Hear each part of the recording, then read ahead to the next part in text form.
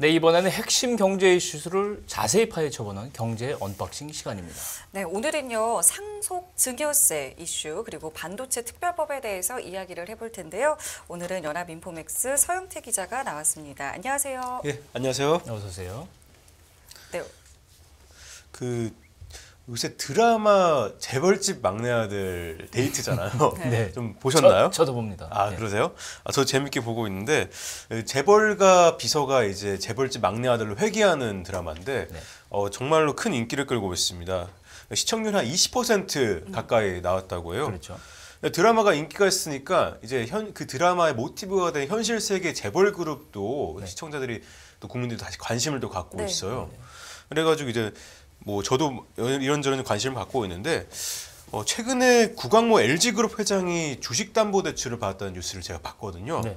그래서 이분은 이제 표현을 하자면은 재벌집 첫째 아들이라고 그렇죠. 표현할 수 있겠는데 예. 이제 구본능 희성그룹 회장의 장남으로 태어나서 네. 구본무 전 LG그룹 회장의 양자가 됐죠. 네. 그러니까 구본무 전 회장의 뒤를 이은 재벌가 4세입니다. 네. 근데 구광모 회장이 1,600억 원 가량을 대출을 받았는데 지난달 말에 대신증권에서 360억 원, 네. 그리고 한국증권금융에서 1,260억 원 이렇게 빌렸습니다. 그렇군요. 네, 과거에도 주담대를 받았어요. 네. 2019년 11월에도 한국증권금융에서 260억 원 이렇게 대출을 받았었습니다. 네. 재벌이 대출을 받는다. 좀 생소하긴 한데 대출 받은 이유가 뭘까요? 상속세 때문으로 지금 해석이 되고 풀이가 되는데요. 네. 정확한 이유야 알 수 없지만은 정황상 상속세 맥락상 상속세 때문인 것 같고요. 지난 2018년에 주 LG 지분을 상속받았어요. 그렇죠. 상속세만 7,160억 원. 그러니까 어마어마한 상속세입니다. 예. 당시 5년 동안 6번 나눠서 내기로 했는데 네. 올해는 지난달 말에 납부를 마친 것으로 보이고 있고요. 예. LG 측은 이제 법규를 준수해서 상속세를 성실하게 납부하겠다 이렇게 밝힌 바가 있고 네. 계속해서 납부를 하고 있는 것으로 보입니다. 네.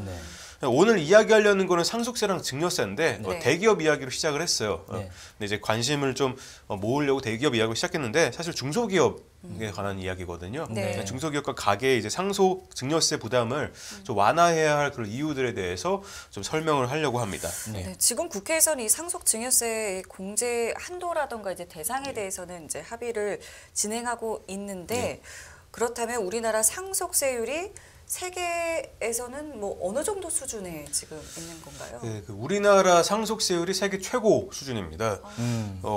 일본 다음으로 가장 높은데 예. 우리나라가 한 50% 되고요. 예. 일본이 한 55% 됩니다. 아. 근데 또 어느 전문가는 실질적인 세율을 따지면 세율을 따지면 한국이 일본보다 높다고 하더라고요. 예. 일본은 여러 가지 또 보완을 하는 제도가 있기 때문인데요. 네. 또 OECD 평균으로 보면 15%니까 네. 50%랑 상당한 차이가 있고 네. 그리고 OECD 회원국이 38개 회원국 정도 되는데 네. 37개인가요? 네. 여기서 한 15개국에는 상속세가 없다고 합니다. 그렇군요. 그러니까 정부가 뭐 이러한 상황 속에서 좀 상속세 부담을 완화하려고 하는데 지난 7월에 상속증여세법 개정안을 내놨어요. 네. 그렇죠. 내용을 설명을 드리자면은 가업 상속 공제를 확대하는 건데, 그러니까 공제를 중소기업의 이제 가업 승계를 좀 지원하겠다는 건데, 공제를 적용하는 대상 기업을 네. 매출 4천억 원 미만이었는데 예. 이걸 1조 원 미만으로 확대를 하고요. 예. 공제 한도를 500억 원에서 1천억 원까지 이제 늘리는 그런 내용입니다. 예. 아, 그 정부에서 협의하고 있는 내용은 사실은 대기업은 뭐 상관이 없는 내용이죠. 예. 그 이하 기업에 대한 예. 얘기인데 어쨌건 이렇게 상속 증여세를 부담을 완화하려는 배경은 뭔가요? 예, 그 세 가지인데 기업의 영속성, 네. 그리고 고용, 예. 그리고 소비 뭐 이렇게 얘기를 할 수 있겠습니다. 우리나라에서 이제 노하우를 오래오래 축적하는 게 장수 기업이 좀 적습니다. 예. 예, 중소기업 연구원에 따르면 한국 기업의 평균 업력이 11년인데, 네. 그러니까 11년 정도 유지되다가 다 이제 청산하고 문 닫는 거잖아요. 네. 근데 업력이 이제 100년 이상인 장수 기업을 이제 7곳 정도로 이제 잡혔습니다. 네. 예. 이런 상황에서 이제 상속세가 좀 있다 보면은 물론 기업이 영속하는 데 있어서 상속세만 이제 영향을 미치는 건 아니지만은 상속세가 좀 많다 보면은 아무래도 영속성을 좀 해칠 수 있겠죠. 근데 일본의 경우 실제로 중소기업이 상속세 부담으로 폐업하는 일이 많았다고 합니다. 예. 그러니까 세부담으로 이렇게 폐업을 하게 되면은 기업의 노하우가 이제 없어지잖아요. 거죠. 예. 예. 그러니까 경쟁력이 있는 중견 기업들이 사업이 단절이 돼 버리면은 네. 사회적으로 손실이잖아요. 예.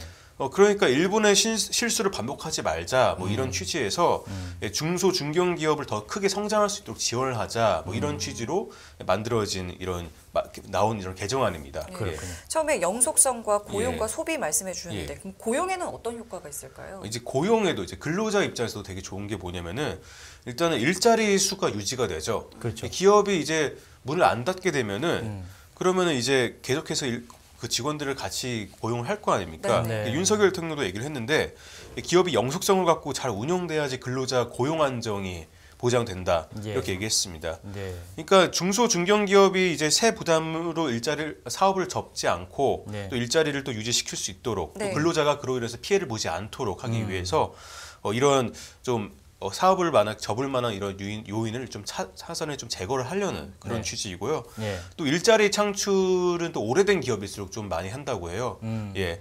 좀 오래된 기업일수록 고용 창출 능력이 우수하다 이렇게 말하는데 중소기업 중앙에 따르면은 업력이 70년 이상인 기업은 고용 능력 지수가 27포인트 정도고 네. 10년 미만의 기업의 경우 0.5 정도라고 아, 큰 차이가 나고 그렇네요. 있습니다. 예. 그렇군요. 결국 그렇게 되면 이제 전반적으로 전체 경제적으로 보면 이제 소비 활성화에도 도움을 당연히 되겠죠. 예. 그러니까 이제 중소기업 같은 경우는 일자리도 돕는데 가게 같은 경우 가게에서 그 상속이라는 거는 이제 상속세도 얘기했는데 가게도 증여 활성화도 좀 필요한 게 뭐냐면은 네. 증여는 이게 생전에 증여하는 거죠. 상속이라는 건 이제 재산을 그렇죠. 물려준 사람이 이제 별세하는 그거고 가게가 이제 증여를 많이 하면은 이제 소비에 긍정적이라는 게 뭐냐면 고령화 사회잖아요. 네. 고령화 사회에서 이제 세대 간 이제 부의 이전이 아무래도 더디게 일어난단 말이에요. 네. 근데 이게 나이가 들면 들수록 소비는 아무래도 망설이게 되죠. 예. 그렇죠. 소비를 망설이게 되는데 이게 뭐 그 직관적으로도 그렇지만은 뭐 통계적으로도 그렇습니다. 한국은행이 분석한 결과인데 1995년부터 2016년까지 20년 동안 인구 고령화가 있었고요. 네. 가계 소비가 약 18% 정도 감소했다고 합니다. 예. 그러니까 한국은행은 오는 2020년에서 네. 2035년까지의 고령화도 연평균 약 0.7% 정도의 소비를 감소시킬 것으로 이렇게 예상을 하고 있습니다. 네. 이런 상황에서 증여세를 완화하면은 이제 뭐 할아버지 세대에서 아버지 세대로 뭐 이렇게 계속 내려가게 되면은 자산 세대 간 부의 이전이 예. 뭐 돈이 흐르다 보니까 소비가 아무래도 늘게 되고요. 그렇죠. 그리고 경제 활력이 좀 높아지는 그런 효과를 좀 노릴 수 있겠습니다. 그렇군요. 이미 일본은 고령화 사회를 이미 겪고 있잖아요. 네. 우리보다 앞서서. 네. 주택 자금이나 교육 자금을 증여를 할 때는 네. 비과세하는 그런 정책을 시행을 하고 있다고 합니다. 예. 또 고령층에 편중된 자산을 이제 젊은 층으로 이전을 시켜가지고 일본 또한 소비 활성화를 꾀하는 그런 정책입니다. 예. 되게 일리가 있어 보이는 설명입니다. 예. 그렇지만 이 상속 증여세 이야기 나오면 항상 이제 예. 이제 부의 대물림이다. 지금 그래요. 그거를 그쵸. 이제 예. 돈이 이제 아래세례로 간다고는 맞습니다. 말씀하셨지만 이게 부의 대물림이다, 부자감세다 이런 비판 그쵸. 항상 나오잖아요. 예. 저 또한 이렇게 거시경제적으로 뭐 일자리가 유지되고 늘고 그리고 소비가 늘고 이런 논리는 저는 이해가 되는데 네.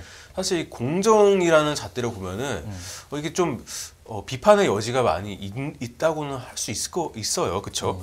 예. 저도 약간 괜한 마음에 그냥 뭐 좀 어떤 경제 기자지만은 뭐 약간 괜히 좀 싫은 그런 마음이 또 들고 아 공정한가 이런 마음이 또 들거든요. 네. 그리고 또 이제 무엇보다도 뭐 이제 상속 세율이 높기 때문에 이거는 좀 낮춰야 된다는 게 맞긴 한데 여기서 이제 매출을 4천억 원에서 1조 원으로 확대하는 게 개정안을 했잖아요. 네네. 근데 그렇게 되면 중견기업까지 이제 포함되는 거란 그렇죠. 말이에요. 네. 중소기업뿐만 아니라. 음.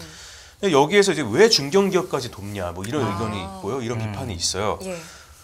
저도 여기에 대해서 어느 정도 타당하다 생각하는데 중소기업만 지원하면 될 걸 왜 중견기업까지 돕느냐 하면은 그렇다 보면은 이제 중소기업이 중견기업으로 일부러 성장을 안 하려고 한다는 비판이 또 있습니다. 그렇죠. 예. 일부러 그거 예. 피하려고 예. 규모로 사이즈를 늘리지 않겠죠. 그럴 수 있겠군요. 예. 그러니까 중소기업 어느 정도 성장하면은 뭐 혁신도 안 하려고 그러고 성장도 안 하려고 그러고 뭐 그러다 보니까 아무래도 이제 피터팬 증후군이라고 하잖아요. 우리가 옛날에 동화 피터팬을 보는데 피터팬은 이제 성장하기 싫어 어른이 되기 싫어하잖아요. 머물러 있고. 예. 그러니까 중소기업들이 뭐 그럴 수 있으니까 이렇게까지 좀 매출 세액공제 대상을 저 가업 공제 상속 공제 대상을 좀 늘리는 방향으로 했다고 하고요. 그래도 좀 이제 사회적인 저항이 있죠. 그래도 너무 부의 대물림이라는 거는 네. 그래도 너무 형평성이 어긋나고 예. 우리 사회가 추구하는 공정이라는 가치에 맞지가 않다. 이게 뭐 거시경제적으로 뭐 그렇게 뭐 일자리가 늘고 소비가 늘고 숫자가 그렇게 얘기하는 건 알겠는데 네. 공정이란 가치에는 좀 많이 어긋나는 게 맞긴 한 것 같습니다. 네. 그러니까 여기에 대한 대안은요.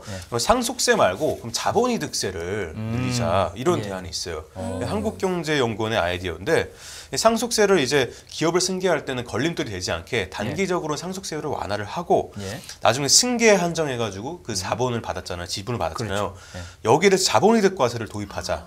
이렇게 한 겁니다. 뭐 여기에 대해서 뭐 그런 대안이 또 나오고 있고요. 그래도 우리가 이제 거시경제를 전체적으로 살리면서 또 공정이라는 가치 또한 훼손하지 않을 수 네. 있도록 여러 가지 좀 방안을 많이 연구를 하고 좀 논의를 해야 될 것 같습니다. 그렇군요. 예.